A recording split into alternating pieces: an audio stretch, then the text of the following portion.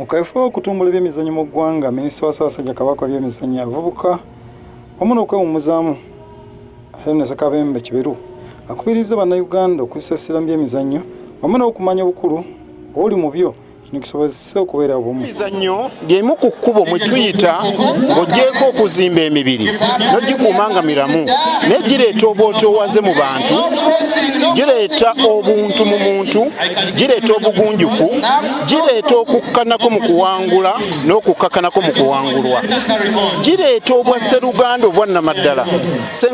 Kabembe okwogera bino abadde Lubowa ku African Bible Society wabadde yeetabe mu mukolo gw'amasomero ga Gombe Education Services bwe gabadde gwolesa ebitone byago mu kuzannya emizannyo egy'enjawulo. Abayizi boolesezza ebitone byabwe mu kubaka, kuvuga pikipiki n'emirala.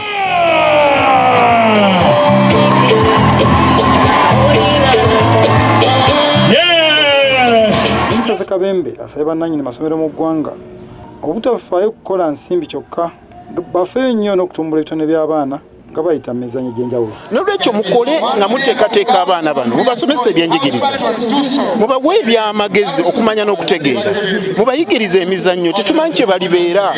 Kati emizannyo si bitone byokka bye twayimanga nti ebitone, naye efuuse bizinensi. N'olwekyo abaana bano mubawe omukisa okusoma nga basomera ddala. Minisita wa Ssaabasajja Kabaka w'ebyobuwangwa, ennono, by'obulambuzi ng'era avunaanyizibwa ku masiro embiri n'olulimi David Kiwalabi Male ategeezezza nga mu masomero ga Gombe Education Services bwe baba abayizi omwaganya okuyiga buli kimu okusobola okuvuganya mu nsi eno.